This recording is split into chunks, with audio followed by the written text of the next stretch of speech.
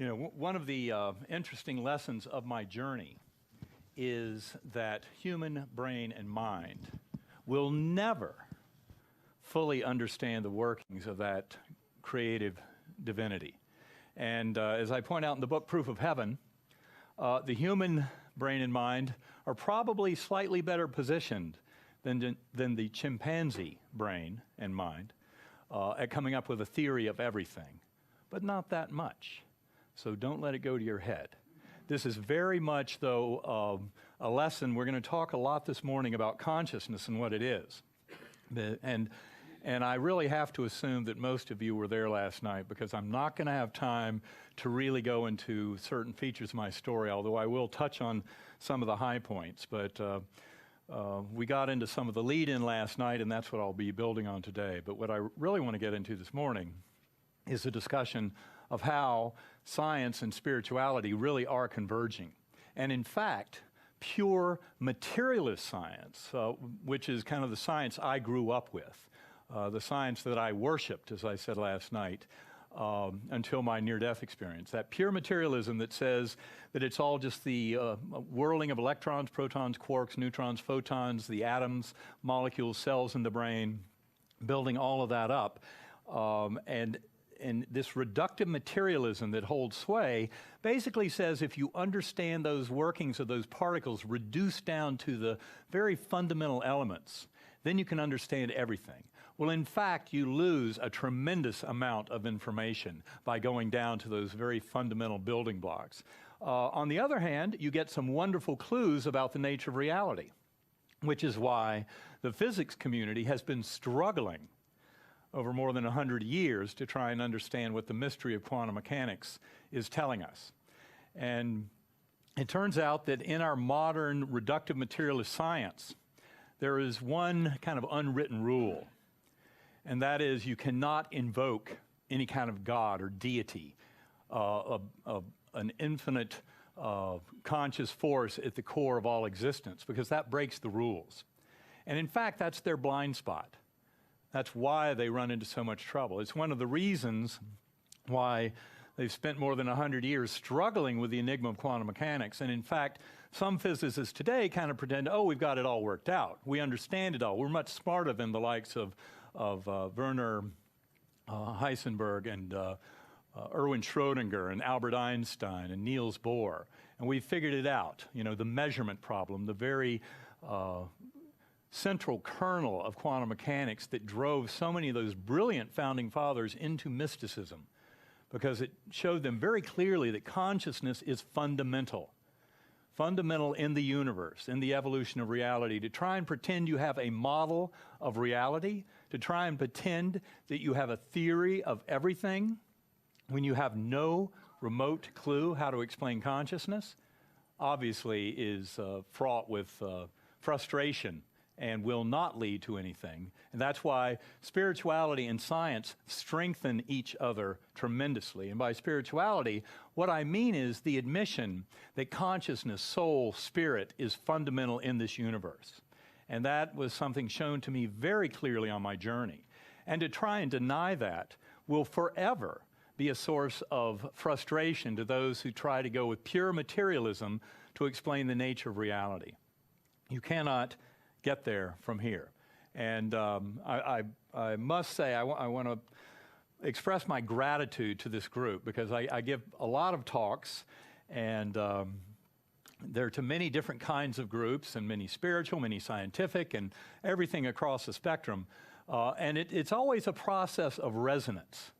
Believe me, this is always a process of audience participation, because I can feel, this is why I don't like to stick too much with slides, is because I can really kind of feel where we're all going together with this whole process of discovery and understanding. And that's why it's such a gift to be here at the Theosophical Society, because the resonance I feel and the kind of kindred spirit is a real gift. Now, as I got into a bit last night, and this is just to reemphasize, and for any of those out there who may not have been there last night and may not have read the book Proof of Heaven, there's a reason why the scientific community and the medical community takes my story very seriously. Part of it is that I'm an MD, that I spent 15 years on faculty at Harvard Medical School. But that's really a small part. And in fact, where I've been, I know full well that MD and Harvard Medical School don't mean squat. Not a thing. And yet in this world, it had to happen sooner or later that someone would come through and basically validate what tens of thousands of near-death experiencers have been telling us for ages. And it's not just these last 60 years or so, which has been the main volume of near-death experiencers because of cardiac resuscitation techniques that evolved in the 1960s. That's why we now have a population of millions of souls walking this world who have been to the other side and come back. And their lives are changed forever. Those memories do not fade. Those memories are not created in the physical brain. That's a very important part of this. And I can tell you that, as I said last night, after my experience, I really had to go back to square one and question everything I ever thought I knew about the nature of reality and try and come up with a model that really fit more the evidence that's presented to us. Now, the real gift of my journey was not that I was an MD with those particular credentials. The real gift was that I had a severe, very rare, and extremely deadly bacterial meningitis that by all rights should have killed me. I went into the hospital in coma, grand mal seizures, put on a ventilator on 3 very powerful antibiotics. When I first got in that hospital, by having gram-negative bacterial meningitis and descending into coma in under 24 hours, I was in fact on an express train, only took 3.5 hours to go into coma from symptom onset. Those 2 facts alone gave me 10% or less chance of surviving the illness. And it only got much worse as the week went on. And that's something explained in much more detail last night and in Proof of Heaven. But the reality is, by the end of that week, I had a 2% chance of survival and no chance of recovery. And my doctors were not, ill-informed. They knew exactly what they were talking about. And for doctors who review the medical features of my illness, and a lot of that is in the appendix in Proof of Heaven, you realize that I really should have had no experience at all. And what I describe in the book and last night, that journey deep in coma, beginning with that earthworm eye view, that very primitive, underground kind of coarse and unresponsive existence, which I believe was really very much the result of having my neocortex being destroyed by this rare and extremely aggressive bacterial meningitis. And the reason that is so important is that whole outer surface of the brain here, the neocortex as it's called, the new crown.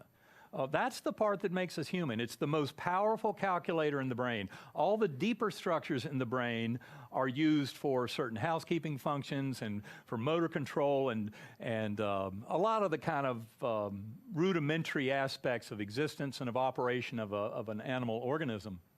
But everything that we think of as human thought, our experience, everything we've ever seen and heard and thought and said and understanding of our environment, of those around us, orientation of the body and space, every bit of that experience and memory of that experience through your entire life, according to modern neuroscience, demanded that at least some part of this neocortex, this very advanced calculator, be functioning. And yet that was why my illness was such a gift. My doctors knew from the scans that all 8 lobes of my brain were affected right down to the deepest levels. There are 6 layers in the neocortex, and I was losing the boundaries between white matter and gray matter at the very deepest levels, all 8 lobes, and they knew that. And that's why when I came back, and it's a little misleading to say when I started waking up from my coma that my eyes popped open and I came back like, hey, what's been going on? That's not the way it was. What really happened was my eyes opened and I started looking around, and there were these beings there. I had no idea who these beings were. They included my mother, my sisters, my sons. I had no clue. I was amnesic for my entire life before. I had no words or language when I first came back. My brain was destroyed. It was wrecked, but it came back very quickly. Words and language came back over hours and days, childhood memories over a few weeks.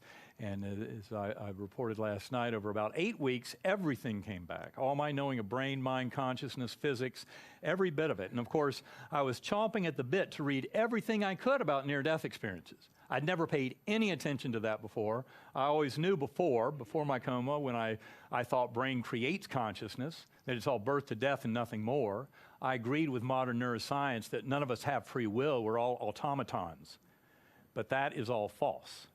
I came to realize that that is absolutely the opposite of the reality. The thing that really exists is consciousness, soul, spirit. That's at the very fundament of all of emerging reality. And that's what I want to talk about this morning. What this forced me to realize, and especially it was that event deep in coma, when I was in that earthworm eye view, that very primitive, unresponsive realm, when that slowly spinning white light and that perfect musical melody came towards me and opened up like a rip in the fabric around me, and it was a portal up into a far richer, ultra-real valley of beautiful, lush, fertile life, and all of the joy and merriment I saw there. And of course, it had a lot of earth-like features, you know, souls, what I saw as peasants dancing, and all the joy and butterflies and a beautiful girl and all the other features. Angelic choirs above, those swooping orbs. Once again, the chants and hymns providing sound as that vehicle of ascendance through higher and higher levels. So earth-like features, but that's where some of the skeptics really lose it. As you heard in the introduction, if someone has a near-death experience and they're a Christian, they might describe this beautiful, all-loving light body as Jesus. And if they're a Muslim, they might describe this beautiful, all-loving light body as Muhammad, or a Buddhist might see Buddha. God knows what a Theosophist would see. Atheists see a beautiful, incredible, powerful, overwhelming source of pure love.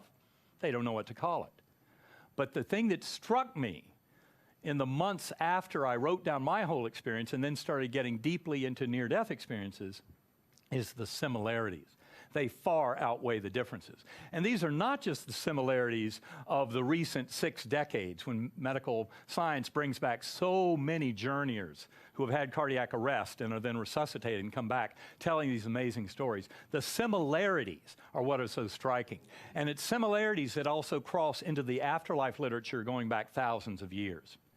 You read the Tibetan Book of the Dead, the Egyptian Book of the Dead, the ancient Greek writings, Egyptian writings on the afterlife.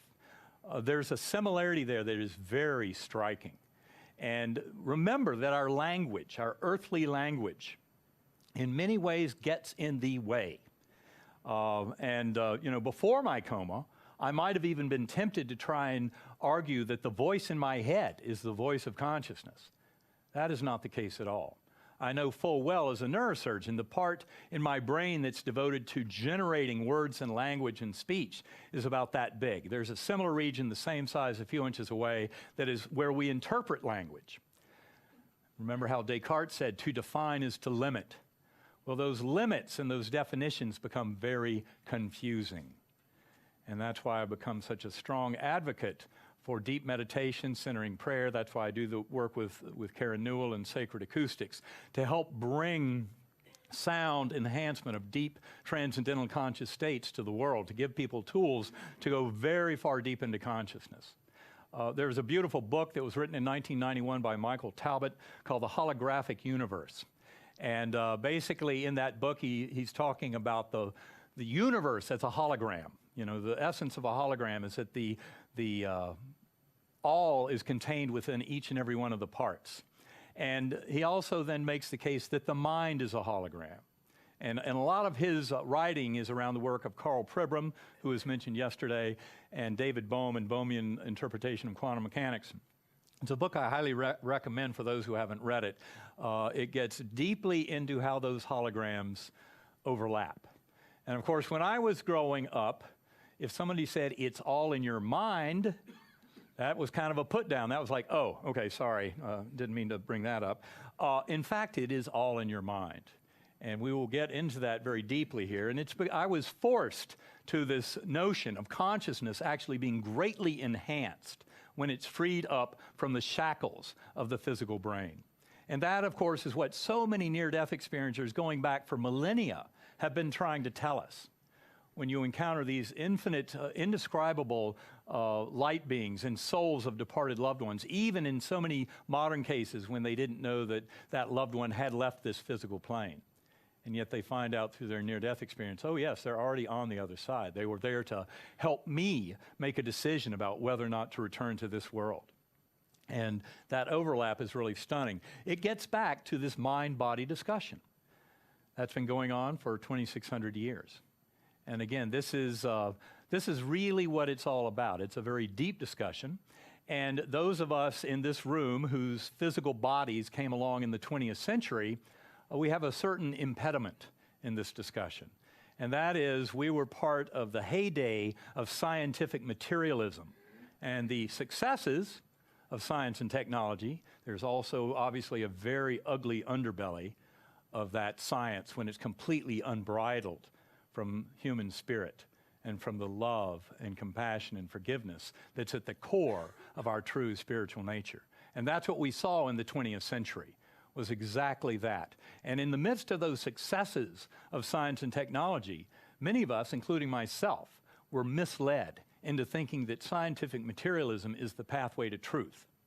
And in fact, I'll be talking today about the mind-body discussion and how, in fact, it's much better to look at the brain not as the creator of consciousness, because there really no one on earth can give you the first sentence to try and explain how that might occur.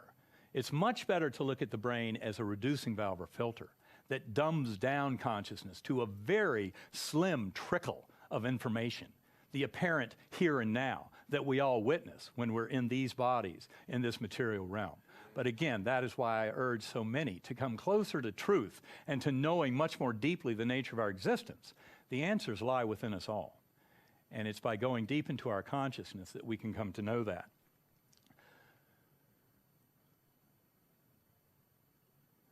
Now, I think, as I said before my coma, I fully believed the brain creates consciousness.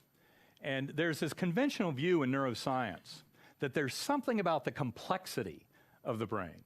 You have 100 billion neurons, each one with an average of 10,000 connections to other neurons.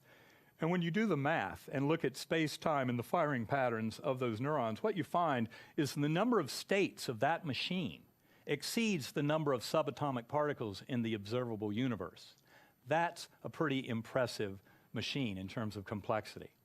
And the general idea is something about that complexity allows for the unfolding of this illusion of consciousness. And yet nobody knows how in the world to connect the dots. And it's not for any lack of research. The more we get deeply into studying the brain, the more we come to realize it does not create consciousness. And the whole scientific world, at various levels and in various degrees of progression, are coming to realize and acknowledge this.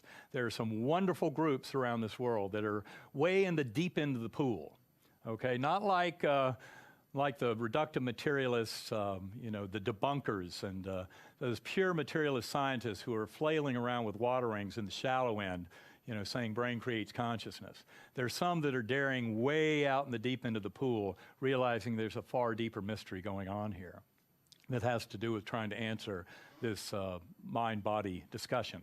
Now, in this kind of talk, you obviously have to get a little bit out there with definitions. And if I'm going to talk about consciousness, I guess I should at least put out there a few of the ground rules for this discussion. Consciousness is really the only thing any one of us truly knows exists. You could easily be a program running in some far advanced computer in another universe, and it creates this wonderful illusion, and you'd never be able to disprove that. We do assume that there are other conscious beings around us.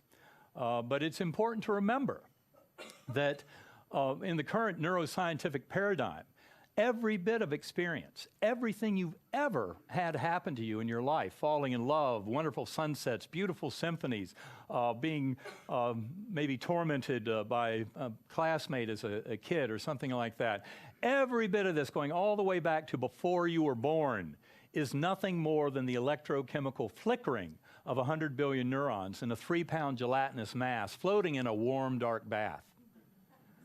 Nothing more than that. And it's very important to kind of go down to that basic level of understanding. You know, it's very much like, in the discussion about consciousness, it's very much about asking a fish, what's it like in the water?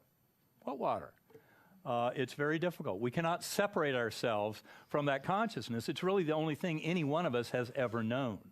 And that's why it's so important to step back from this and try and step outside. So many of the lessons of my journey have come from being able to distance myself more and more, which is the exact opposite of what you do in that reductive materialist scientific model, where you break everything down to those subatomic particles and then say, once we understand them, then obviously we'll understand it all.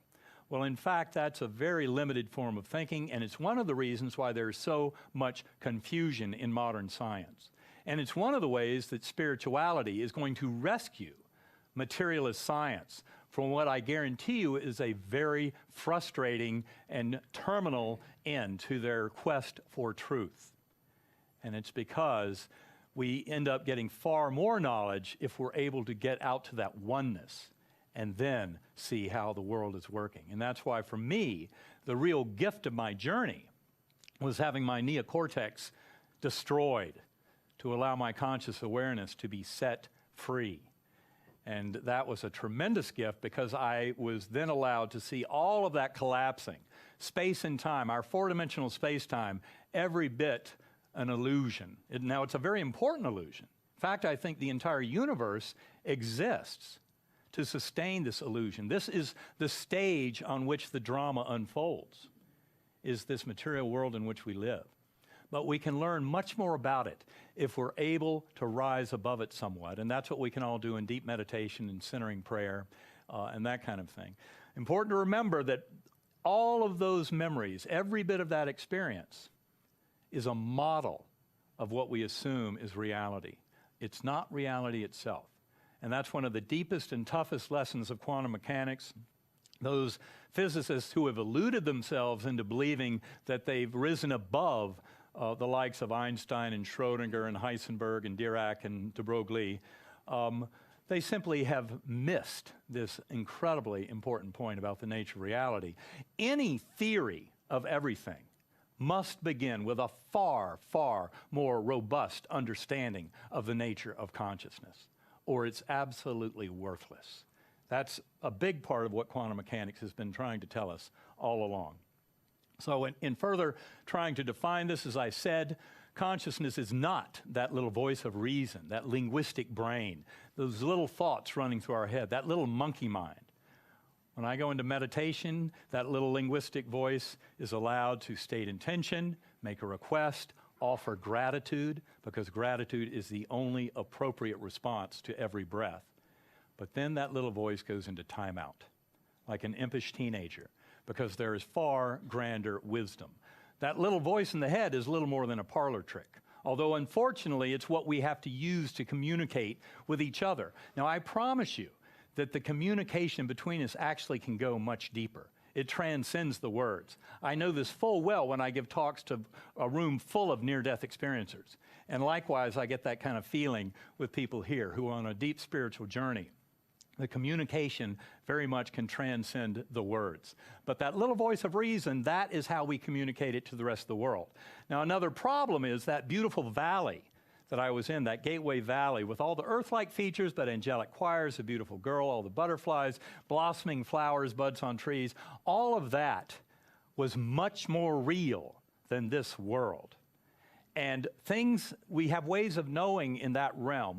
We're not seeing with the eyes and hearing with the ears. We're actually becoming parts of the experience. At times, especially when I ascended to that core level, that deepest level, outside of all of space and time, with the entire higher dimensional multiverse collapsed down in this complex oversphere as part of the lessons I was to learn, I knew full well that this language of ours very much distorts and, it's an earthly language.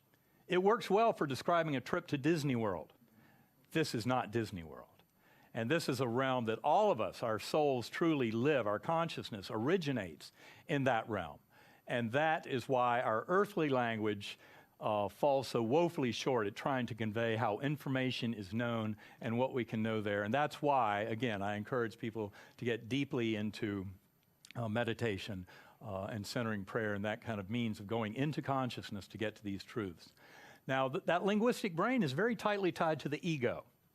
The ego lives largely in using fear about the future and anxiety about the past. And of course, the ego has so much power. For example, in cases of addiction, you'll often see the ego will sacrifice the physical body to save itself. That's what we often see in cases of addiction that result in fatality.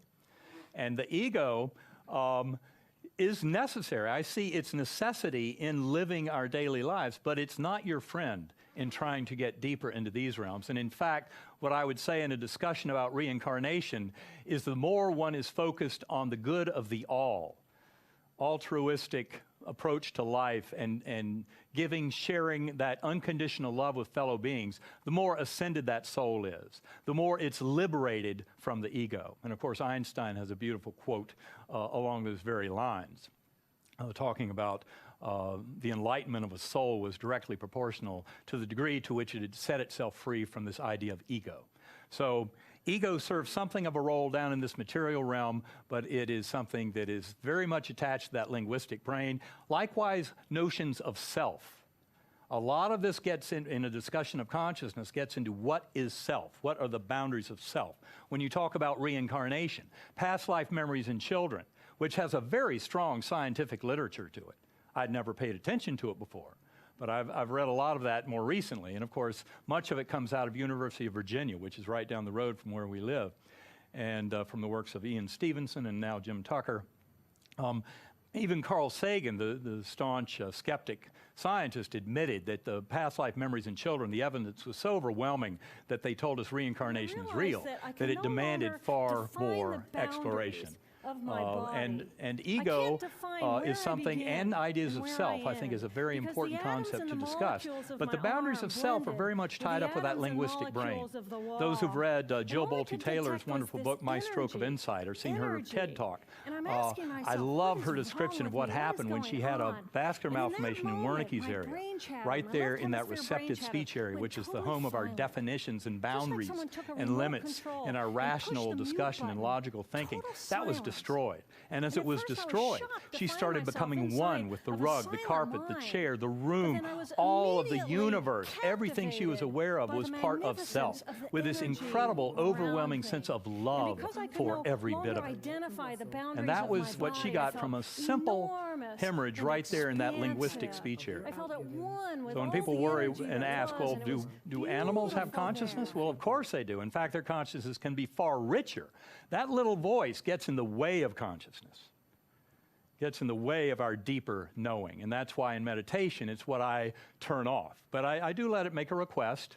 And then, of course, I ask it to make note as we come back in, because I would like to communicate with the rest of the world as best I can. But when you're in that place of infinite consciousness, you can't necessarily bring that back. That's why near-death experiences are so difficult to convey in words. Now, also, there was some mention yesterday of artificial intelligence, the Turing test. And of course, as was pointed out, Amit pointed out very beautifully yesterday, the general public is out there and they'll hear about, somebody passing the Turing test. That is a computer that can mimic a human to the point where you can't tell if you're on the teletype and you're communicating with that computer. If you can't tell if it's a human or a computer, then it's passed the Turing test. That has absolutely nothing to do with consciousness. In fact, I'll tell you that digital computers will never be conscious. There is no way. You might make an argument that quantum computers, if they're ever sufficiently designed, might possibly become, quote, conscious, but I think that gets right down, in a sense, it begs the question of what consciousness is and the role it plays in the universe. And that's something we can talk about a little more as we go along. I mentioned this last night. So what is consciousness if it's not that voice? Consciousness is the observer. It's the awareness. And that is the big, deep mystery of every bit of this. When you get into consciousness discussions, say in the philosophy of mind and things like that, you often run into this concept, something called the philosophical zombie. Philosophical zombie would be a person that looks and acts and quacks just like a human being, look exactly like any one of us, and yet they have no inner awareness of self at all. It's a thought construct. In trying to evaluate those models of modern neuroscience, it says none of us have free will. That free will is an illusion, that we're all automatons. And as I said earlier, I don't subscribe to that at all, but it's something I believed hook, line, and sinker because I worshipped that reductive materialist science. It is very much a faith-based religion. The interesting thing is it has less to support it. That is the science that denies existence of soul, consciousness, spirit as something fundamentally existent in the universe. And so the observer is really the important thing, that rich inner world of awareness of self. There are ways of knowing and intuition. And again, the real secret here is we can all come in touch with this beautiful infinite consciousness, as I did my near-death experiences with my neocortex being stripped away. Any model of modern neuroscience saying brain creates consciousness would tell you the next step beyond that very primitive awareness I had of the earthworm eye view, the next step should have been a state of nothingness. And yet just the opposite was the case. It was like the blinders coming off. And the good news is you don't have to die or almost die to get this. Deep meditation, centering prayer, again, the work that I do with Sacred Acoustics, Karen Newell, is offering up tools to enable each and every one of us to get deeply into that. But the more important thing is to have a daily practice and do this. I get benefit year after year by trying to spend an hour or two every day in meditation and trying to make it getting deeper. Now, neuroscience of consciousness, it's an oxymoron. There is no such thing. If you look at a modern textbook on the brain, neuroscience textbook, 1,800 pages, what'll happen is you'll find a tremendous amount of information on the brain. That's what we've been studying so hard. In fact, a few months ago, Scientific American declared this the century of the brain. I would say last century was the century of the brain. This is the century of consciousness. And it's a far deeper and more powerful and revealing and empowering thing to study. The brain's very important. I'm a neurosurgeon. I believe the brain is very important, but I know that the answers do not lie completely within the brain. In fact, the deepest answers are within consciousness, soul, spirit itself. I would say that we are all conscious in spite of our brain. I encountered about a year ago Wilder Penfield's beautiful book. Wilder Penfield, one of the most renowned neurosurgeons of the 20th century, and probably still holds the record for electrical stimulation of the brain in awake patients, tens of thousands of times. And he wrote a beautiful book in 1975 called The Mystery of the Mind. And in that book, he put it out there and made it very clear the brain does not create consciousness. And all of those stimulations of the brain, all the memories and experiences that were evoked in the patients in those many thousands of cases, never once was there any kind of sense of a free will event. Always the patients knew they were like a puppet on a string. And in a similar fashion, consciousness, soul, spirit works the physical brain and all of the rest of unfolding reality. But it doesn't do it from within the brain. It doesn't even do it from within the physical universe. And that is part of getting to the answer of how reincarnation can work and how past life memories in children can be such an overwhelming body of evidence. Obviously, that does not involve any kind of memory trace that's in physical brain. We're talking about infants coming into this world. They actually are very freshly in from that realm. And those past life memories in children are amazing how you can uncover those. Usually between ages 2 and about 7. And after age 7 or 8, they start getting deeply buried. A lot of that depends, of course, on the culture in which one grows up. In fact, I think one of the biggest gifts that we can bring this world, the whole world of near-death experiences and all of the evolving thinking that's going on now with this global awakening to the nature of consciousness, will be to realize that it's so much more than just birth to death.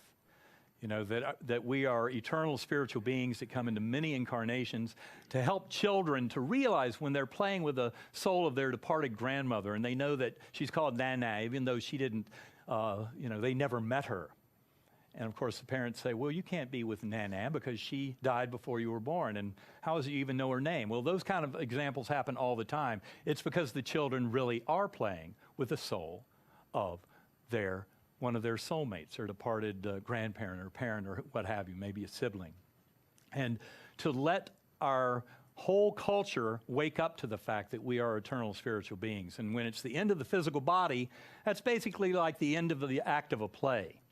And you discard this costume, reunite with higher soul and soulmates, go through life reviews, learn the lessons that were still residual lessons to be learned from that incarnation, and then make plans to come back in and do it again and get better and better, ascending as we go towards that oneness with the divine. Now, I would say that consciousness is truly a riddle wrapped in a mystery, inside an enigma, to quote Churchill. Experience and memory, as I came to see from my journey, very clearly revealed that this is all something that has a much deeper reality that's completely outside of this physical realm. And when people ask, oh, where is this heaven? Is it up there somewhere? Well, actually, what I came to realize is the spatial extent and the temporal extent of this material realm is the illusion. Consciousness, soul, spirit is what truly exists.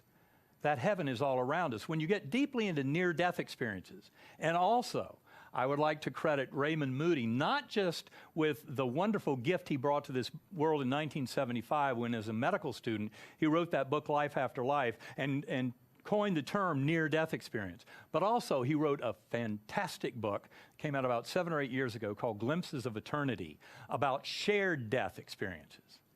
And those are very profound, and they completely blow those very simplistic pseudo-explanations from modern medicine and science about the bright light in the tunnel and seeing departed loved ones and this beautiful, all-loving, infinitely powerful, spiritual loving being.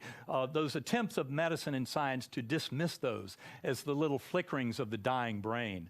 Shared death experiences completely throw that out the window.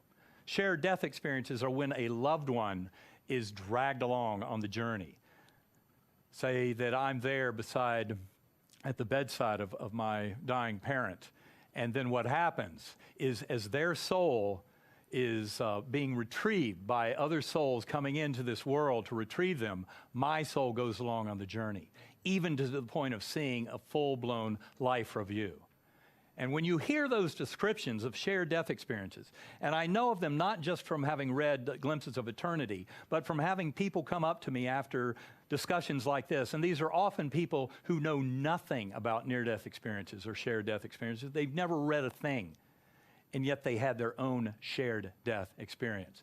And just to give you an idea of how much we have to question this model of reality that our brain throws up there for us, in a typical shared death experience, I might be there at the bedside of, say, my departing father as he's dying and leaving his physical body. And as I'm there, the very corners of all of reality around me, the room distorts.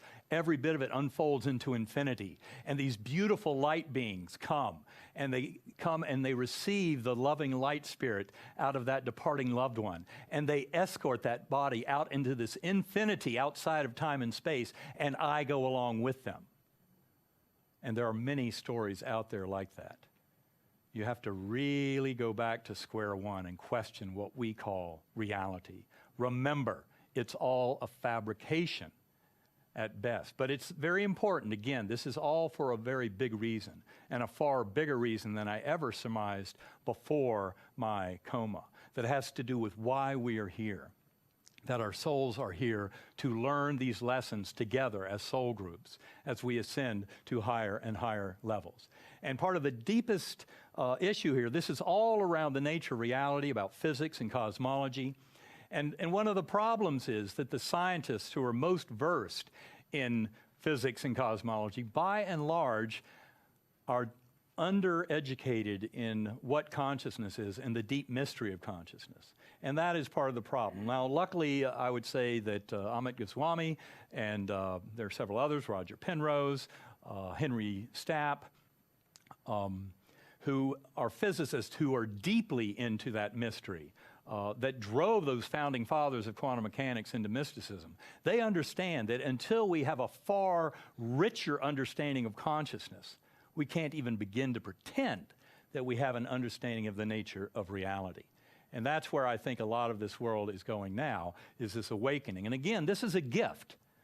It's a gift that spirituality brings to the materialist scientific world, because until the scientific world completely opens up. So I said last night, I always knew that science is the pathway to truth. And I'm more of a scientist now than I've ever been. But I also realize that that reductive materialism is woefully inadequate. It fails. It's kindergarten level thinking that just does not work. Now, in spite of my all of my time as academic neurosurgeon, 15 years at Harvard, et cetera, if you had asked me before my coma, what do you make of the hard problem of consciousness? I would have looked at you like, what are you talking about? I had no clue. And that's part of the problem. Neurosurgeons, in fact, a lot of my, some of my critics out there say, well, Dr. Alexander, he's not even a neuroscientist, he's just a neurosurgeon. And in point of fact, they're right. We don't have to know that much about consciousness and neurosurgery. But I think it's important to point out that all of us, all scientists, neuroscientists who study the brain and mind, know so little about consciousness that even though we've been using general anesthesia for more than 150 years, there's nobody on earth can give you the first sentence to try and explain how that seems to temporarily abate consciousness. Nobody has a clue. That's how little we know about it. Now, the hard problem is something that I encountered after my coma, as I was getting deeply into trying to understand every bit of this. The hard problem, and I would say it is arguably the most profound enigma known to all of human thought. It's beyond our ability to even formulate a question. That's why so many scientists say, well, consciousness, for one thing, they say, oh, it's an illusion, it's an epiphenomenon of the workings of the physical brain, pay it no mind, you know, it's not worth considering. That's kind of a funny thing to be saying about the only thing any one of us truly knows exists. And really, in its essence, how does consciousness arise out of the functioning of the human brain? Out of all these years of work and everything, as I mentioned earlier, that neuroscience textbook with 1,800 pages, what you'll do is you'll see all that information on the brain. And at the very end, there'll be about 4 pages. And that chapter is entitled Consciousness. And what you'll see are some very short subsections. And they're mainly questions. And they're mainly like, we don't even know where to begin. And that's part of the problem. That's why I say that neuroscience of consciousness is such an oxymoron. How is that consciousness related to the behavior that it accompanies? And how does the perceived world relate to the real world? That is a very, very deep question. But don't be thinking that what we see out there and we call reality is reality. The very nature of time and space, mass and energy is completely up for grabs. Another wonderful quote from Einstein, he said, past, present, and future are cleverly wrought illusions. Even though he fought some of the findings of quantum mechanics, and of course it was his photoelectron paper in 1905 that won him the Nobel Prize that kicked off the world of quantum mechanics. And yet he fought that strange phenomenon of entanglement, that subatomic particles that are entangled in a certain process can be halfway across the galaxy, and instantly measurement of one affects the other.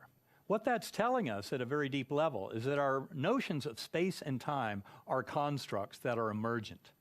They're not fundamental. There's something much more fundamental that we're missing. And in fact, what my journey showed me very clearly is that entanglement extends throughout all of infinity, higher dimensions, and all of eternity. And it's all entangled down to one. That answer, remember that movie, Hitchhiker's Guide to the Galaxy, the answer was 42? That's wrong, it's 1. And but it just shows how woefully ignorant our human brain and mind are at trying to come to grips with this and explain it, especially in that very simplistic thinking of modern materialist science, which again, I think is going the way of the dodo. It's going extinct. And it's because that pure materialism fails so miserably at trying to explain consciousness itself. Instead, it simply tries to either deny it, pretend it's an epiphenomenon, or what have you. Or just, as I said, even coming up with a scientific question to ask. How do we begin to get at the hard problem? How do we begin to have any kind of understanding of it? Well, it turns out that there are ways for science to weigh in on this in a very heavy fashion. You have to remember the scientific method is very limiting. And one kind of myth that's out there in the world is that you can use the scientific method in the material realm to analyze and understand everything. In fact, the scientific method is very limited. It's like having a small pin light and looking around in a very small area when you've got this giant warehouse of all reality all around you. But once you realize its limitations, there are still ways that we can use science. And that's why, as I said earlier, one of my favorite groups on earth is the Division of Perceptual Studies at the University of Virginia in Charlottesville. And Karen and I do a little bit of work with them. They're a fantastic group. For the scientists in the crowd who want to learn more, I would steer you to the book they wrote back in 2007. It's called Irreducible Mind, Toward a Psychology for the 21st Century. Any of the books that I mentioned, you can go to my website, ebenalexander.com. There's a reading list there, and these books are prominently featured and linked so you can get right to them. But Irreducible Mind is a fantastic book. It's 800 pages of dense scientific data and analysis, all on non-local consciousness. The me before coma, who believed brain creates consciousness, I also thought the only way we can know anything is through the ken of our physical senses, our eyes, our ears, that there's no way of knowing other things. Well, in fact, I found out that's completely wrong. There's a tremendous amount of scientific research and basis in trying to understand things like near-death experiences, after-death communication, past life memories in children, and the evidence for reincarnation, out-of-body experiences, remote viewing, precognition. I mean, the list goes on. And Irreducible Mind is a fantastic book about every bit of that and the reality to it. And what I came to see, of course, is that model I had before, which is the material universe is what exists and consciousness is an epiphenomenon, an illusion of the physical brain, was completely backwards. The thing that really exists is consciousness, soul, spirit. So when I look around a room like this, what I see are pockets of pure, eternal spiritual beings' consciousness that really is all linked together. We're all linked. And it's not just about humans. It's not limited to life on Earth. This is far grander than that. And that's a big reason why I think so much of this is happening now, so much of this awakening. And of course, people often, when I put out my very optimistic views of where this is all going and where humanity is going, how this awakening is coming to us, people often say, well, how can you say that with all the tragedies and hardships and the declining situation in our ecosystems and how we're just about to cause extinction of 30% of species on this world? I say that's all part of the package. That's why we're going through this awakening now. It's all part of a much bigger plan, and we're all part of that. In discussions of near-death experiences, it often comes up the question of suicide and how do you deal with that and understand that? And I would say that what we're seeing now is a form of planetary suicide, potentially. This is a case of attempted suicide.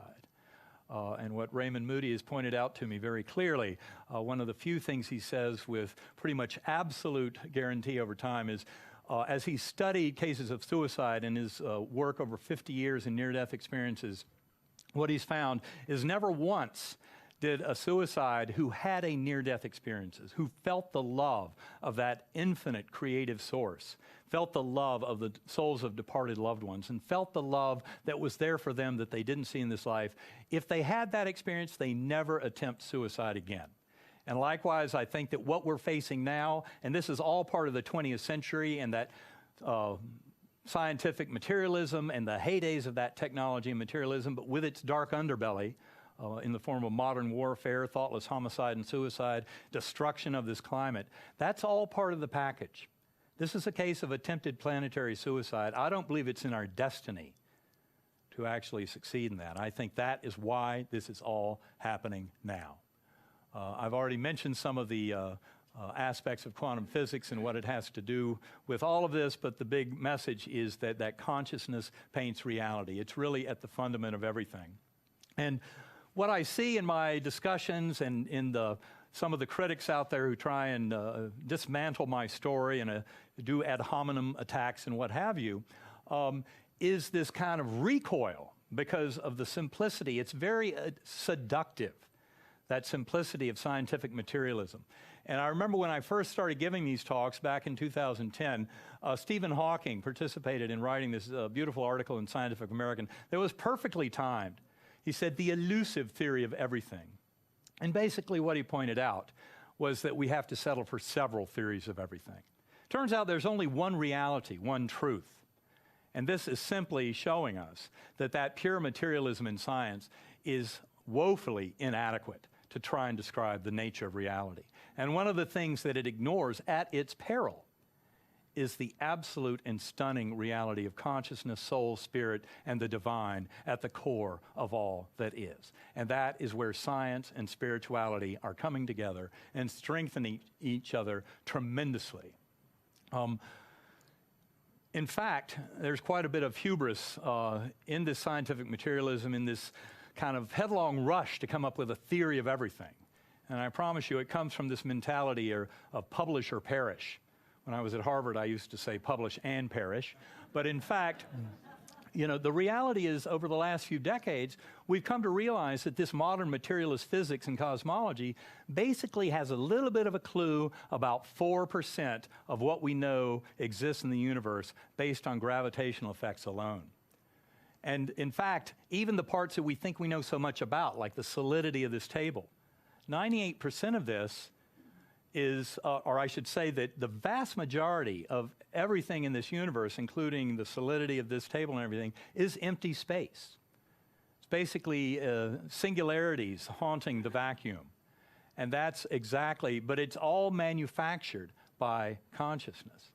And consciousness pre-exists every bit of it. But this, in the last few decades, we've been kind of put in our place with this demonstration that the other 96% is what we call dark matter and dark energy. And those are things that we will have answers in a physical cosmological sense over the next decades. And yet that's only the beginning. The mystery really never ends. And human brain and mind, by definition, in many ways, will never completely understand it all. But the good news is, by being conscious beings, when we can free ourselves from the shackles of the physical brain, we can come into a much deeper knowing. And that, again, is something you don't have to die or almost die to get to. It can be done through prolonged courses of meditation and centering prayer and that kind of thing. So I think most of this I've kind of touched on. But important to realize that love really is the coin of that realm. And as I said last night, the reason that understanding that unconditional love, and so many who have had near-death experiences, and believe me, they can go into this. This includes murderers, rapists, includes all the rest of us. It includes staunch atheists. They have near-death experiences. They see something that is absolutely mind-blowing. They come back with a sense of that unconditional love at the core of all that exists that changes them forever. And it's because that love is very fundamental. And the reason it's important to each and every one of us to know that is it also has infinite power to heal at every level. And I would say, I remember in medical school being taught that we all have a terminal disease. It's called life. And in fact, this is very much a way of understanding that. When we can separate ourselves from just birth to death and nothing more, from that very confusing falsehood that's been perpetrated upon us, and realize that we are truly eternal spiritual beings here to learn these lessons in this incarnation, the power of that love in healing becomes very apparent. I remember early on when I was going through this process of trying to understand my experience, trying to explain it as a brain-based phenomenon, I kept defaulting to my prior scientific materialism and say it had to be a brain-based phenomenon. It was way too real to be real. So for me, that said, I have to explain within the brain. But that's why that meningitis was such a gift.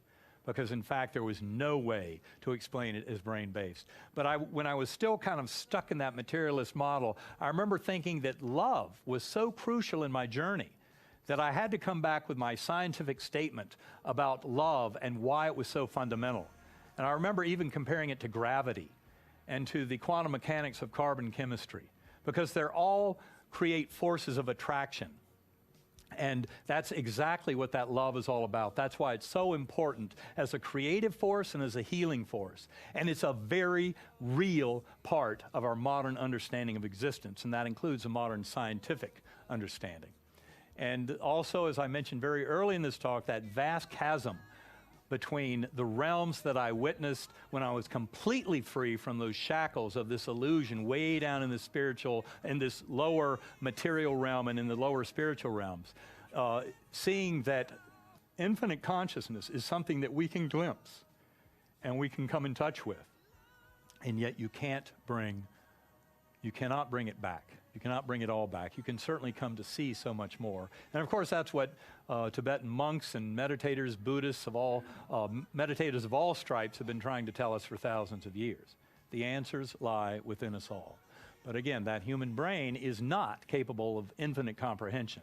And as I mentioned last night, between lives, in that gateway realm, we don't have infinite knowing. It's still a process of learning as soul groups and as higher consciousness ascends. This is really all about that oneness of all consciousness that we share, kind of along the lines of the writings of Teilhard de Chardin, how consciousness is co-creating this evolution of this universe.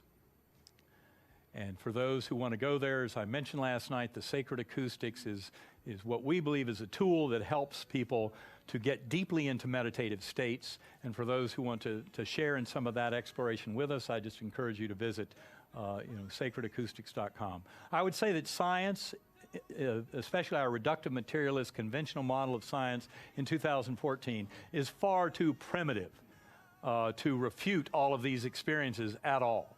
In fact, I came to realize full well on my journey that our science, and in fact human brain and mind, will never be able to make arguments pro or con the existence of that infinite creative source at the core. But I tell you that near-death experiences bring a tremendous tool. They are the tip of the spear in the coming awakening that's coming to this world.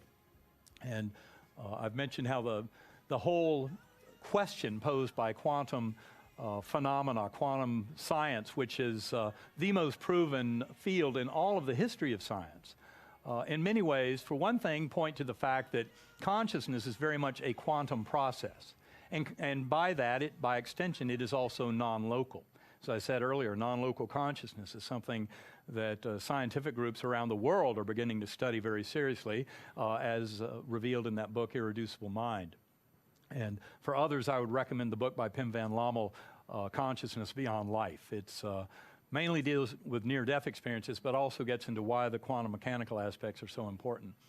And what I would say is that, in fact, quantum mechanics is more the smoking gun that tells us that if you try and explain all the workings of this universe in a purely materialist view and ignore soul, spirit, and the divine, that you're forever doomed to failure. And in fact, that's why quantum effects seem to be such an enigma. I would say that this really represents a natural part of our destiny, where we stand today, that the 20th century was an important cul-de-sac to explore, but realize that that pure materialism fails. And that's why this world is waking up now. And it's really, as I point out in Proof of Heaven, very much realizing that our linguistic brain and that kind of logical, rational thinking in many ways provides these definitions that give us a false sense of boundaries, false boundaries that separate ideas. And again, that's part of the problem, that defining and limiting is part of the problem of reductive materialism. Information is lost when you break it all down to those very elemental aspects, the subatomic particles, and pretend that by understanding how all that works, you can explain it all. It makes far more sense to look at it from the top down. And that's the same thing in every part of this journey. In looking down on these worlds, and that was my viewpoint in that core realm that I discussed last night, discussing the book Proof of Heaven, in that very highest realm to which I ascended. In looking down on all this from above, it starts to fit together in a much richer way. And what I see is that those false boundaries, saying, oh, well, you're either scientific or you're spiritual. Or, well, do you want to check the box for God? Allah, Brahman, Vishnu, Jehovah, Yahweh, all the above, none of the above, like it's a test in high school. That misses the point of the reality of that divine at the core of this universe, at the core of each and every one of our consciousness. And what we're wrestling with as children of the 20th century and the 21st century is that heyday of that scientific materialism, which really started about 400 years ago. And of course, there were the tremendous battles between the church and those who wanted to study natural science. And back in those early days, the church could even burn them at the stake if it wanted to, because it wanted to own that territory of the mind and of God. And in fact, that's been part of the problem. That's part of why there's that unwritten rule in science that you cannot invoke any kind of God, because that breaks the rules. And in fact, that is their blind spot. That was my blind spot before. And these near-death experiences are coming back by the millions to let us know there's something far more mysterious going on that has everything to do with an infinitely loving and all-powerful source at the core of all consciousness. And that is what is going to help science to emerge and all of humanity to emerge from the kind of dark era that was presented to us by the science and technology of the 20th century and how it was unbridled from human spirit. And we all know where that could lead, and we've seen evidence of that. We paid a big price. I'd like to bring this all together by quoting from a beautiful book. I read this book way back in college, but I think a lot of it went over my head at the time, from The Tao of Physics by Fritjof Capra. Physicists do not need mysticism.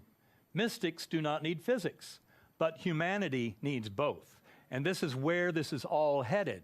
As we come towards truth, it should make sense that those false boundaries are confusing, because again, they separate us out and give us this illusion that that materialist, that reductive way of thinking about it is the way to get to truth, whereas in fact there's tremendous truth evident in every bit of this, and that truth is within each and every one of us as conscious beings. I'd like to once again remind you that for those who want to learn much more about all of this, you can visit ebenalexander.com. I have reading lists. I have a lot of information on there in terms of other presentations and interviews. And also you can visit eternia.org. And this Eternia was really the brainchild of a good friend of mine, John Audette. He was the brilliant mind behind creating this. It's a way to educate the public about the physics of consciousness, about how science and spirituality are coming together and strengthen each other. And it also offers the opportunity for people to leave their own stories of spiritually transformative experiences. And on Eternia, you can find the definitions of many of those, not just near-death experiences, shared death, past life memories in children, and reincarnation stories, but after-death communications, out-of-body, et cetera, all of the terms and kind of categories of spiritually transformative experiences are there, and people can lead their stories. We hope to have millions of such stories, because that is what is really going to change this world. And so with that, I would like to thank you very much, and God bless you all. It's a beautiful opportunity to be here with you. Thank you. Thank you all. Again, a great presentation.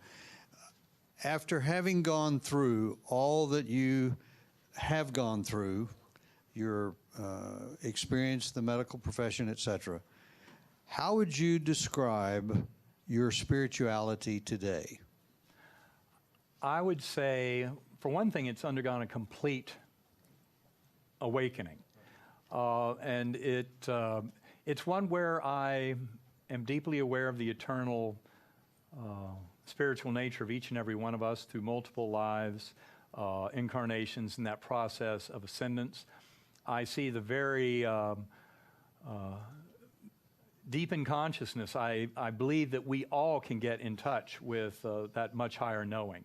And what I find is with meditation, for me, meditation and a lot of the work that I do with Karen involves trying to develop more and more powerful tools for meditation. But for my own personal use, I have several of those that I use to get into deep conscious, transcendental conscious states, which is always a coming together as one with that infinite, all-loving, all-powerful, indefinable, and also transcending the false boundaries that separate us, and seeing that all-loving, infinitely powerful and healing deity at the core of all that is, and getting in touch with that, and getting in touch with that at that deepest level that's completely out of this dualistic realm, but also the many levels between here and that oneness of realizing the oneness that we all share and the journeys that all souls are on. And so it's a much more comprehensive view of that oneness and coming in touch with that. And for me, it's something, it gets better all the time. And that's why I'm such a proponent for using meditation and centering prayer. I would say that my spirituality is really around these very deep meditations that are always centered on that all-loving and all-powerful God, that Om at the core of all. There's tremendous power in praying together. There's tremendous power in meditating together, even not even locally and sometimes not even temporally together, because again, space and time are in many ways kind of an illusion, but there are ways that we can get into connection with each other through deep meditation and centering prayer. And that can be easily fostered by most great religions. In fact, I was approached again and again by people early on in my journey as I started giving talks about this, about 2 years after my coma, approached by Kabbalists, Jewish mystics, Sufis, Islamic mystics, Christian mystics, Buddhists, long-term transcendental meditators, about the similarities and commonalities of what we were all converging on. And so I believe that those mystical traditions of all the great religions come together. It's when we let the dogma and certainly the very twisted, dysfunctional distortion of the true writings of the prophets, and those distortions are what have pitted us against each other and given things like crusades and religious wars and intifadas, and that is all twisted human dysfunctional control of other humans. And those aspects of any religion must die out now, just like the simplistic insanity of reductive materialist science. But that, I believe, is what this awakening is all about. And it's really seeing our commonality and our coming together as one to appreciate the power of our common spirituality and the oneness that we share with all life and all consciousness throughout the universe. And again, I think a big part of this awakening is not just as kind of recoil against the scientific materialism of the 20th century, but also part of human destiny that to me becomes apparent as you look over thousands of years, that this is really part of joining a much bigger club. But we cannot get into that club until we, for one thing, prove that we're worthy of it, for another, show that we can survive it. And both of those are still up in the air. We have time just for one more question. Oh, sorry, only one more. Okay. I'm sorry, you mentioned yesterday that you have your cerebral cortex destroyed from this experience, and within 7 days you were able to open your eyes and then gain memories and all that. I wondered if they have checked your cerebral cortex after that, just to see if there's still any damage or not, or this was completely recovered. That's a very good question. I actually had a lot of testing with my neurologist who had been following me, and really by 3 months after the coma, everything was back and then some, as I mentioned last night. And that full recovery, to this day, my doctors have no explanation for it, and anyone who knows anything about gram-negative bacterial meningitis who goes through my medical records is just absolutely shocked that I was able to make this kind of full recovery. I've not had a follow-up MRI scan, As I discussed last night, I'm in the process of securing that. Part of the issue is I just got so much better, they didn't have a justifiable reason to get an MRI scan. But there are some reasons why I can get an MRI scan, and I will be to check my brain. I hope when we look in there we find that it looks at least somewhat normal. But at any rate, that's an excellent question. It haunted me for years how I could have this recovery. And again, I'll mention, as I did last night, the beginning of my understanding of that healing was really through a beautiful book about a near-death experience by Anita Moorjani. It's called Dying to Be Me. And she had a stage 4B non-Hodgkin's lymphoma, and by anyone's account should have been dead within hours of entering an emergency room in Hong Kong in February of 2006. And she had a profound near-death experience in which she met the soul of her father and learned why she had the Hodgkin's in the first place, and then made the decision to come back to this world, knowing full well that the Hodgkin's would disappear. And it did. When she came back, to her doctor's utter surprise, her all these huge lymph nodes full of cancer evaporated. And it was really in reading her book and then in studying similar cases that I've come to realize. And that's why I think the lessons of this are so powerful, and why I often stress that, you know, unconditional love is not just some pat little New Age phrase that all of us can hear about and dismiss. It has tremendous power in healing. And we can all bring that kind of healing to ourselves and to our soul groups and loved ones when we come to realize that power. But part of it is stepping back far enough that we see ourselves as those eternal spiritual beings that are interwoven into this beautiful tapestry of multiple lives and lessons that we're here to learn. Thank you. These things we cannot see are as much a part of a person as their arms and legs. So which then is real? The outer visible man who can die, or the inner invisible man within the visible man who cannot die? It is strange that man knows so much about everything, but so little about man. The intelligentsia of the world, its doctors, surgeons, biologists, anthropologists, and anatomists have written volumes about the man who can die, but they are strangely silent about the man who cannot die. Great universities have been founded to educate man about man whom man can see, but their curricula is strangely silent about such existent things as the mind and soul of man. Make that happen. Therefore, let's throw out all of the laws of physics. And I think that is not nearly enough. Stop right there. Stop right there. Eben, is that true? No, that's not at all true. In fact, they still teach quantum mechanics, right? Socrates tried to reason the soul into an admitted existence, but the invisible cannot be reasoned into being by the sensed brain. It must be known by the mind. All creating things begin in the thinking mind of God and extend from the light of God as transient light recordings of thought-imaged forms which man calls bodies of matter. Growth is the result of thought waves of light. Thought waves pulse. Living bodies breathe and pulse. They constitute the heartbeat of the living universe. They are mind-centered, whether they be the body of man, bird, insect, tree, or apple on the tree. All repetitive continuities are wave vibrations. The entire universal body is a vibrating one, but wave vibrations are deceptive. Humans fail to recognize the continuity of 1,000 life cycles as being continuous repetitions of each other simply because of the long time interval between each repetition. When human consciousness develops the ability to comprehend that rest periods between actions are not death, then death will have been conquered by knowledge, and those who thus comprehend will know that there is no death. The time has come when human intelligence should realize that repetition and reincarnation are two words with but one meaning. Idea is eternal, but the unfolding of idea by thinking mind is eternally repetitive. Man is idea. Idea cannot die. Man's body manifests idea by eternally changing and eternally repeating.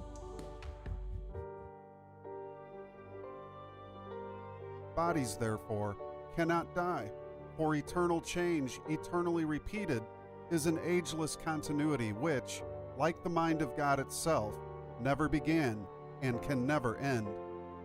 This is what is meant by telling you that man is immortal both as to his mind, which is one with God, and as to his body, which is an eternal record of his eternal thinking. People seldom realize that every time one completely severs his sensed body from his consciousness in sleep or death, or partially severs it in meditation, he withdraws into his immortal self, which centers every cell of his body as well as his mind self. The entire effort of the long journey from body sensation to mind consciousness, which means God consciousness, is a continuous effort to recollect one's divine origin in order that one may manifest it. God is the silent voice which man hears within him strongly in times of deep inspiration or in times of grave danger. This is as true of the criminal as of the saint. They vary only in the measure of their ability to recollect their divine source. Life is eternal in mind, and therefore never begins or ends. Life in bodies begins in thought and ends in thought. Thoughts are wave cycles. Life in bodies, therefore, begins and ends in thought wave cycles. Life in bodies merely simulates eternal life in mind. Every created body is thought into existence. Bodies are, therefore, merely thought recordings, and that is as true of the whole universe of bodies as it is of one body. Your own body is the record of your thinking. You pulse it into being by the thought waves which spring from the fulcrum of your desire to manifest yourself. Whatever you think, that you become. Your thinking can build a glorious body and lead you to a high pinnacle, or it can drop you into a deep pit. God's eternally living universe of light is founded upon love.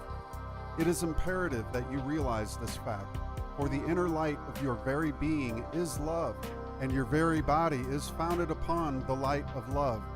The light of love is the only force in all this universe. It is impossible for bodies to live in the dark, and impossible for them to unfold without love. That which mind knows cannot be sensed. That which the body senses cannot be known. The mind can be conscious that it knows, but the body is limited to a vibratory awareness that it has sensation. Knowledge is solely an attribute of the mind. Sensation is solely an attribute of the body. Mind is static light, the one and only power source of this universe. Thus thinking, you see what man calls life in a new light. You see it as the manner in which God manifests the idea of light and eternal life by dividing his one idea into countless pairs of many seemingly separate ideas, for that is what vibrating light waves are. These waves of light emerge from their fulcrum zeros and disappear into them in endless repetitions forever and ever. The wave is an extension of heaven to earth and back again. The wave is a projection from the spiritual universe of rest to a resting point in the physical universe, and back again to the spiritual universe for renewal of power to repeat the journey.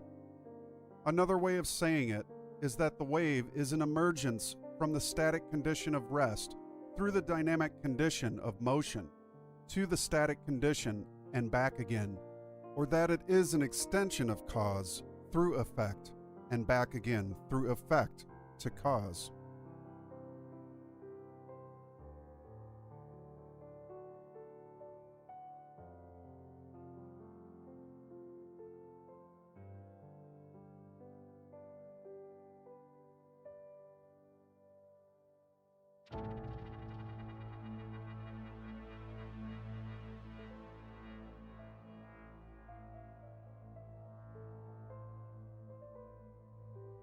Between every pulsation of movement, there is a period of stillness, which divides every compression-expansion sequence. You can knowingly say that the power expressed in motion is not really in the motion, but is in the stillness which divides motion. If that is true, life itself, which is presumed to be motion, must have its source in eternal rest.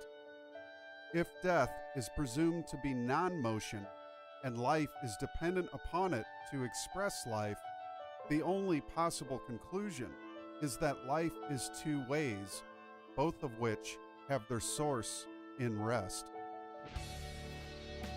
The time will come in the unfoldment of man when his inner sensory perception will equal his outer sensory perception.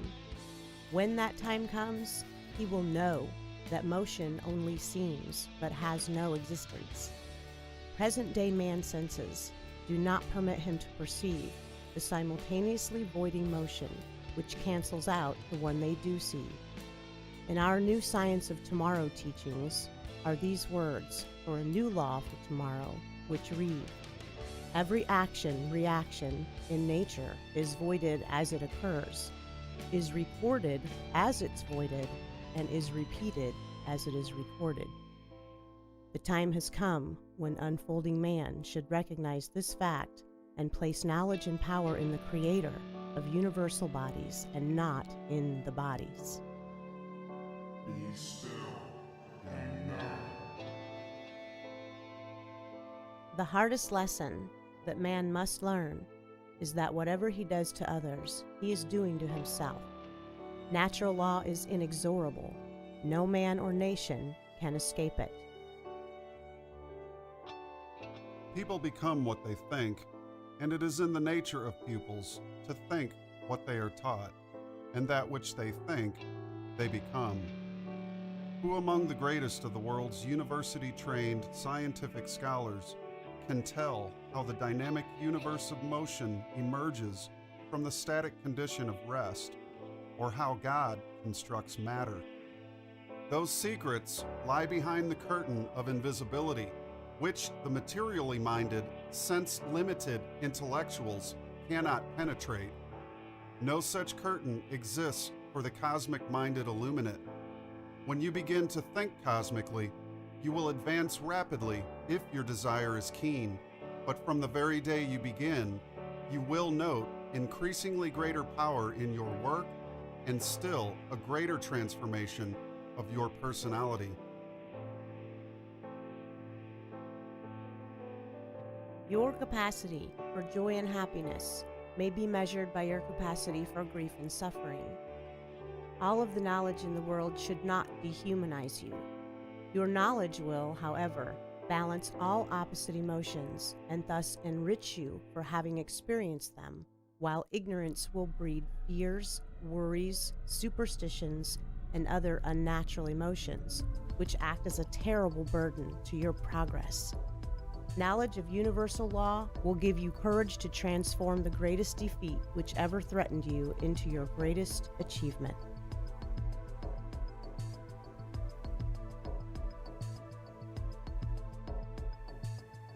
Sunshine in nature would be a calamity without shadow. Grief, suffering, loneliness, and kindred emotions are as purposeful in the divine drama of life as joyfulness, happiness, and like emotions are purposeful. And being purposeful, they are good. When any of our loved ones die, we rightly feel a great sense of grief and loneliness. All the knowledge in the world will not assuage that expression of emotion. This is as it should be. No matter how great your knowledge of the unreality of death may be, no matter how strongly you may live in the spiritual world, you must not forget that you have a physical body, which manifests spiritual idea, and that you live in both the divided and undivided universe of cause and effect. To have so much knowledge of the undivided universe that it leaves you cold to the emotions of the divided universe is to hold yourself aloof from the play and renders you purposeless. To live life, one needs to be strong in knowledge rather than in body. Strength of body is like to having a fine tool to do better work with, but no tool can produce work by itself, and a weak mind cannot order a tool to do masterly work. The most important contributions to the power and happiness in the world of man are knowledge and strength of character. Give of yourself, and you will discover all the power in all the universe is yours to give. Life is an eons-long journey to search for happiness. Happiness in man is an emotion that springs from love. To find happiness, man must find love. The journey of life is for the finding of love. God is love. When you find God, you find love. When you find God, you find the kingdom of heaven within yourself, and all things else are added unto you. Therefore, go forward with courage, knowing that in all the world there is only one, the universal one.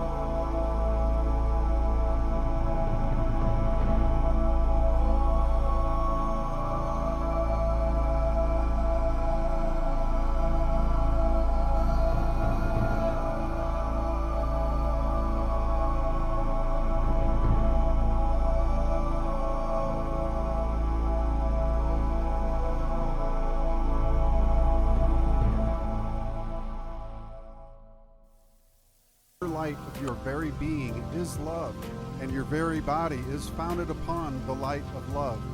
The light of love is the only force in all this universe.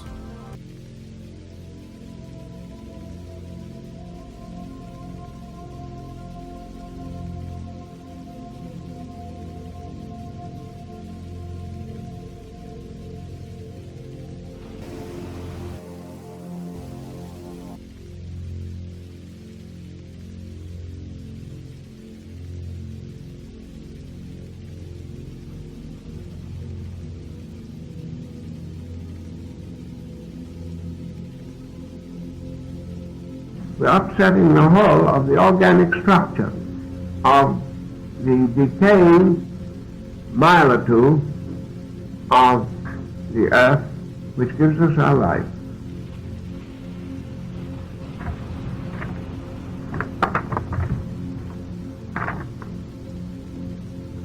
In your periodic chart, carbon appears 3.5 octaves from alpha non and 5.5 octaves from omega non. Why not 4.5 octaves from alpha non, as would be midway or in the center? You counted by the gases, the inert gases, rather than by the element itself. The 9 octaves appear from one to the other, and the beginning is the end. And if you count them by the inert gases, you'll find that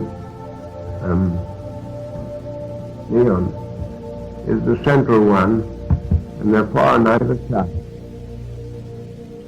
Carbon is on one side of that, and silicon on the other. Is artesian water the same as unbound water? No. Artesian water is water that has filled the galleries and caves and crevices in the rock everywhere from rainwater.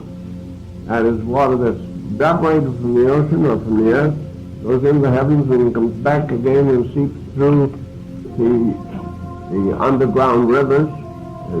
It's great underground rivers, just as there are great overground rivers.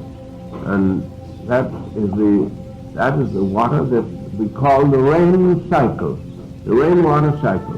It rises and falls and seeps in through and comes out again. That's a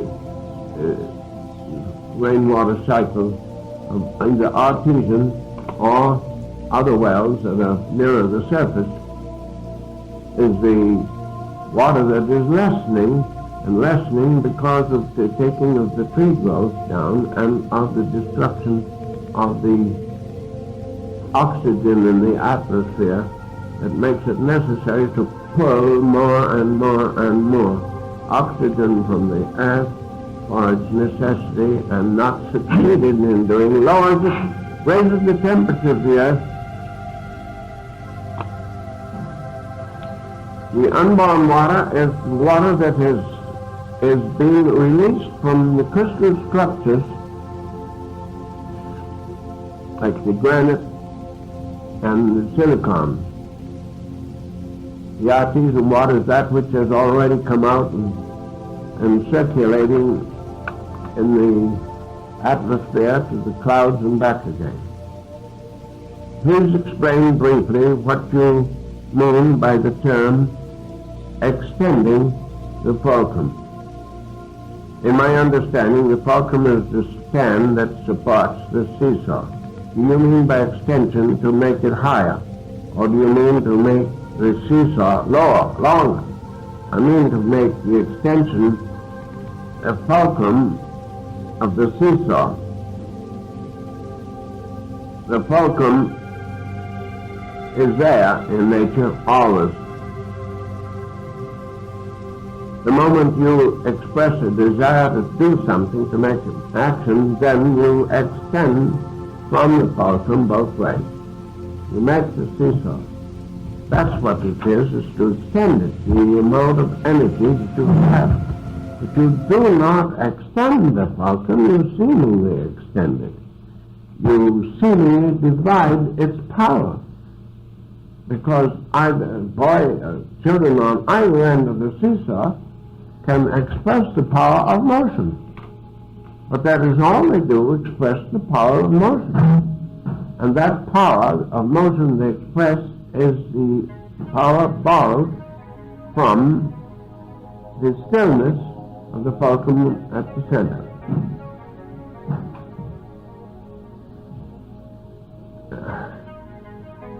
I do not always have to like to say it's a seeming extension, because the universe is only seeming.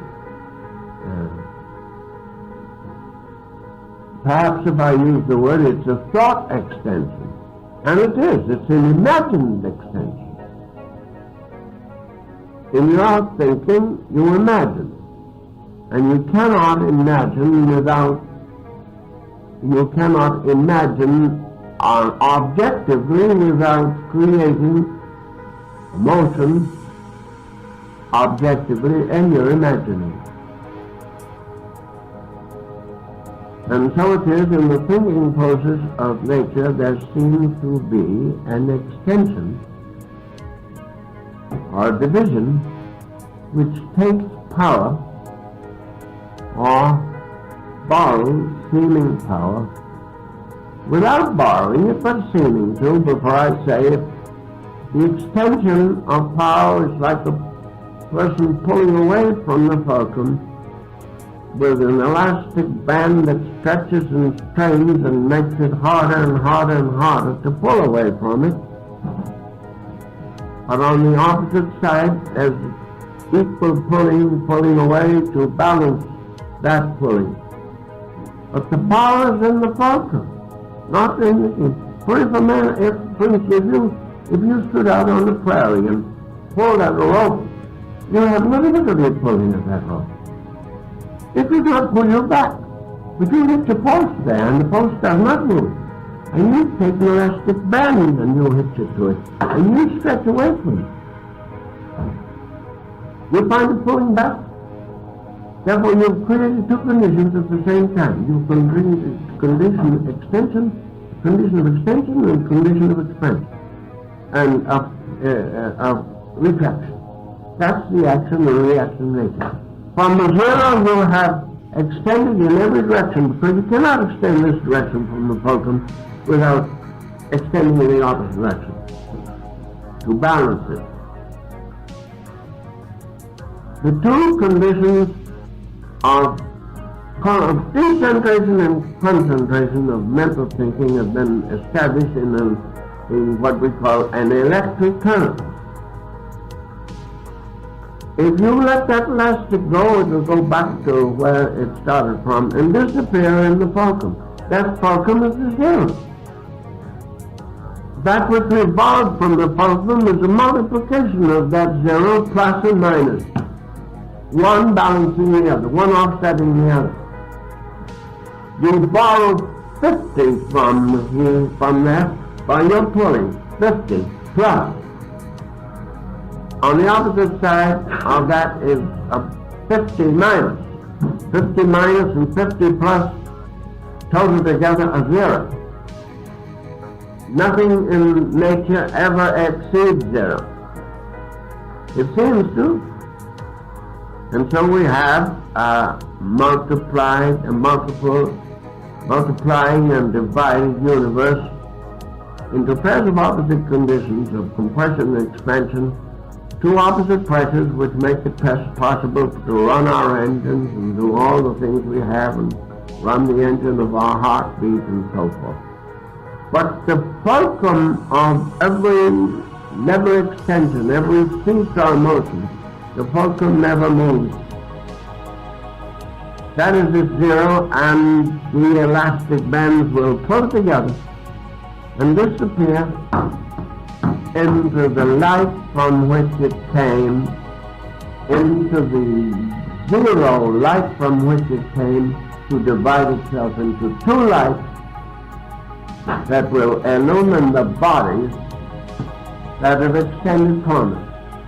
Those lights illumine and warm and heat and cool the bodies that are extended from it to make a universe like that. To make a universe that fits the imaginings of your mind.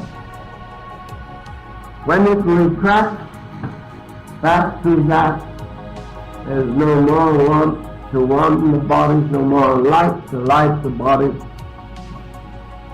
The imagined universe disappears insofar as that one desire is concerned. Life has appeared and disappeared in death, and it will again reappear. The extension of the fulcrum and its multiplication to a point of equal potential to that which is borrowed from the fulcrum is right, with all of the effects that is created by so doing, the effects of warmth and heat and cool and growth and decay and moisture that make up this universe. And when that elastic band pulls that back into the fulcrum, there's an absolute disappearance of all of it. The whole universe can't disappear at once because it isn't created that way. But that one pulsation will disappear. And the pulsations which appear by extending the fulcrum and retracting, those pulsations begin with an incredible speed, with an incredibly small duration. Frequencies of millions and millions of extensions and retractions. The seesaw extending and retracting so that its frequency is 186,000 miles a second. The frequency is growing larger, duration, accumulating time until the frequencies are so slow they'll give you 1 in 50 years of a tree, perhaps. The ant, the elephant, the sun, the solar system. Multiplied time, multiplied frequency, multiplied abilities to accumulate these frequencies and wind them up to retard time for the sake of multiplying power. That's the lever principle. That's the fulcrum and lever principle. Shorten the lever, you lose time and you gain power. A man, by shortening the lever sufficiently and getting on the long end of it, can lift tons. Well, without that lever, he could only lift 100, 150 pounds with the lever and fulcrum of his own body. He's limited to that, but with the, as Archimedes said, give me a fulcrum and a lever long enough and I could move the universe. It's true. Does light spring spontaneously from nature? A college professor said it did not.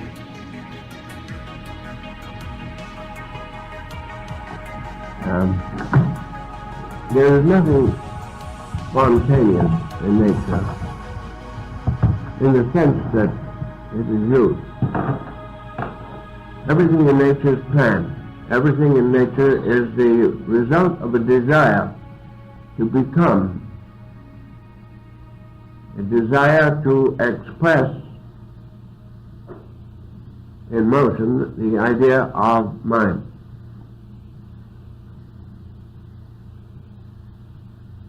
Nothing spontaneous happens in your kitchen.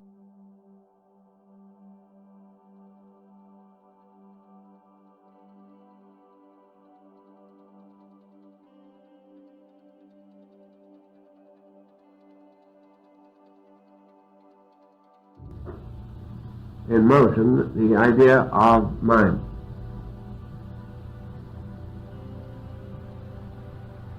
Nothing spontaneous happens in your kitchen after the dinner dishes have gone there.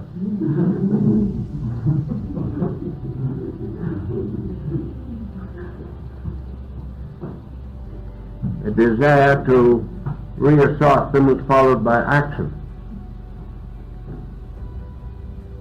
And the fulfillment of your desire takes place by action.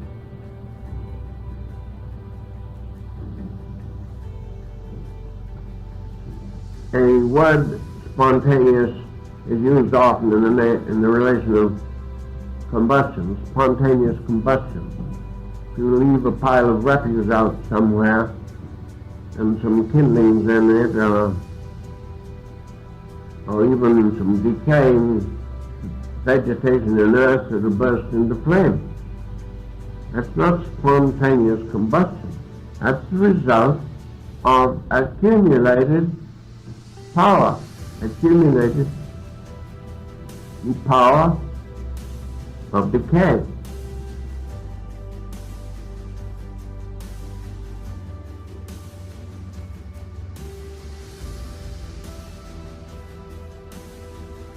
Universe, 9 octaves. Gases begin the first octave, very dense metals, and the 9th octave, like the plutonium, being the last of the natural octave, or last of the natural elements. So you have very few rings. With gases, you start at hydrogen, 1 electron or whatever. They call it an electron. There's no such thing, but it's more of a ring. And that ring I kind of like to use these words. There's a protonic force of inward motion or compression, a neutronic force, which is a point of reversal, and then an electronic force, which is the point of expansion back to stillness. So stillness compresses to a point and then expands in a reversal of direction back out to stillness.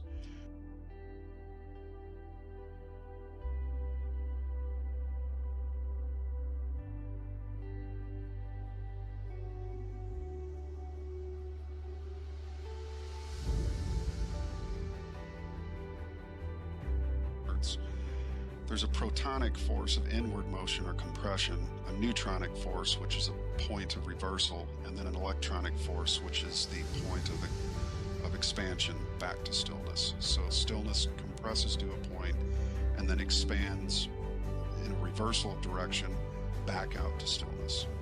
And the way you can look at that too in nature is the breath. You breathe in, you start at 0, you breathe in, you stop at 0.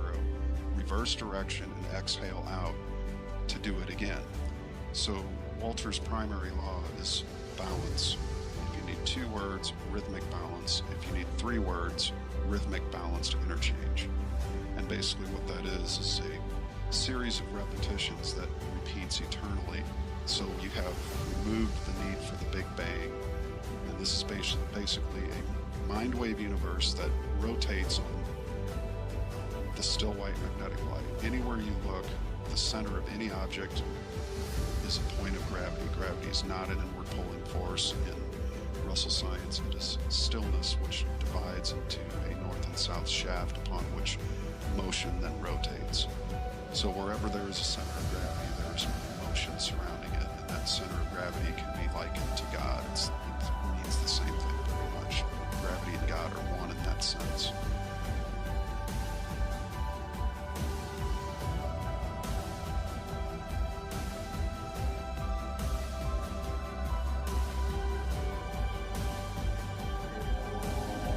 There's nothing in the nature but waves of motion. Waves multiply in the direction of their amplitude, and they divide on the way down. Back to silence of the 0 from which it came. That's life and death.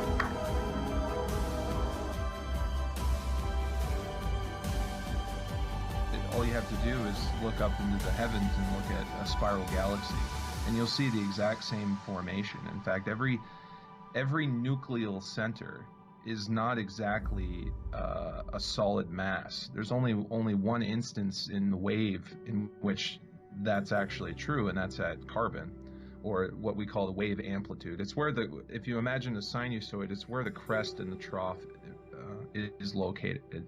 At that position, you've accumulated maximum potential by compression from the outside to the inside. And so it isn't a nuclear mass in the way that they teach it, where all elements have a nuclear mass full of protons and neutrons of a certain weight with orbital electrons around it.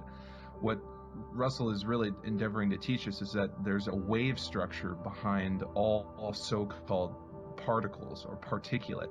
A particle mass is really only an accumulation of waves in a smaller volume or smaller region of space. And so it based on all of our test equipment and what we have available to us, to our limited senses, it appears to be a particle mass. And that's what led to this whole explosion of trying to describe everything using particles. But in reality, it's the underlying mechanics behind everything is waves. Everything has a wave structure because everything is created and it lives. It has a life and death cycle. And that is fundamentally based upon the structure of the wave. Yeah.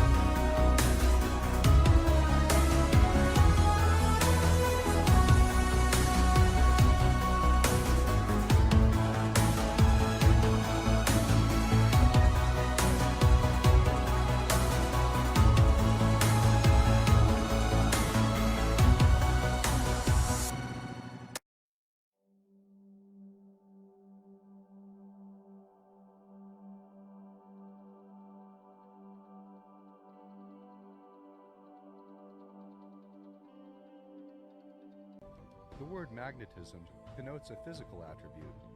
A proper way to connect it to the electric universe of motion would be to term it the magnetic electric universe, meaning the spiritual physical universe, or the mind thinking universe, in the sense that the zero magnetic universe is the creator, and the motion universe is creation. When man is fully aware of the fact that he eternally lives in the Creator's invisible magnetic light as one with it, and merely manifests life by action in the electric universe, he will then know that when action ceases, it merely ceases without affecting him, even as sound ceases without affecting him who made the sound.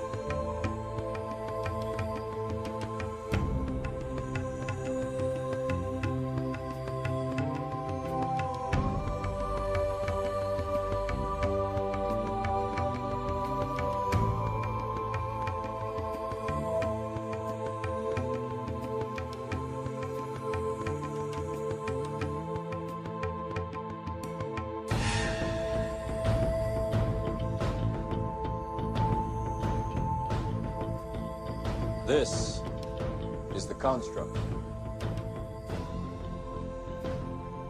The Creator is the invisible, motionless, sexless, undivided, and unconditioned white magnetic light of omnipotent, omniscient, and omnipresent mind.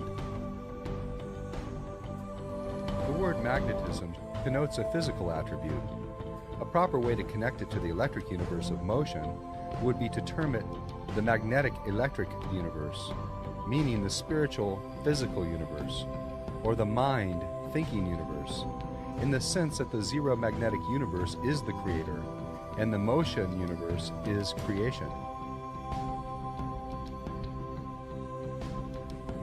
When man is fully aware of the fact that he eternally lives in the Creator's invisible magnetic light as one with it, and merely manifests life by action in the electric universe, he will then know that when action ceases, it merely ceases without affecting him, even as sound ceases without affecting him who made the sound.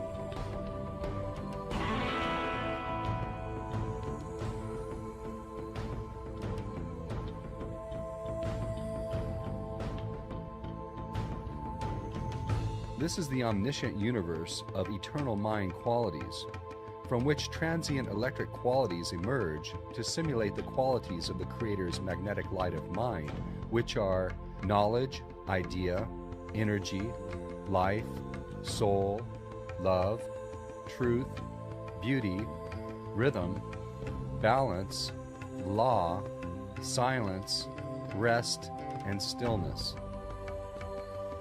The magnetic light is sexless, for it is in equilibrium. Its electric division into pairs creates the dual sex condition, which we know as male and female. The Creator gives of itself to all the universe in an eternity of endless re-giving. The Creator's universe re-gives of itself to the Creator in an eternity of endless giving. That which the Creator gives is love. That which is regiven is love. That is the divine story of creation. It is a story of cause and effect in the giving and regiving of love. It is the one story of the Creator's knowing, expressed by thinking, illumined by the light of imagining. The time has come when unfolding intelligence in man should tell him that the divine spark of inspiration and the silent voice which speaks to him from within is the magnetic light of mind and the source of his energy. The Creator, who is the knower, is non-dimensional. The Creator's thinking is two-dimensional. The Creator's imaginings are three-dimensional. Creation consists of the invisible magnetic universe of mind, which man calls space, and the visible universe of motion, which man calls matter and substance. The Creator's still magnetic light is omnipresent and omnipotent. It is in and through everything throughout eternity. The Creator's magnetic omniscience is expressed in the perfection of its electric creation.